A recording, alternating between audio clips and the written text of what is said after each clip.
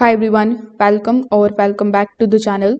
In today's video, I'm going to show you how to connect two TVs to one cable box in 2026. So if you want the same channel playing on two TVs at the same time, like in another room or nearby area, this is how you can do it correctly. So first of all, you need to understand what you can do and what you can't do. So when you connect two TVs to one cable box, both TVs will show the same channel, but you can't watch different channels on each TV with one box.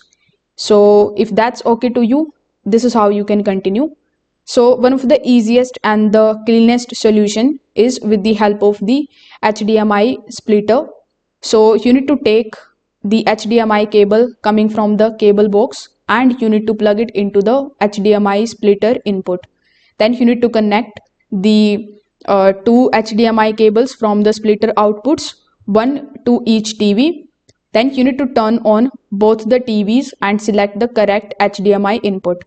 Now both the TVs should show the same picture. Just make sure that the splitter is powered, not passive, for the best signal quality.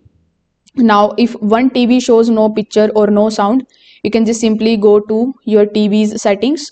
Then you can set the audio output to stereo instead of the surround sound. So this avoids compatibility issues between different TV models.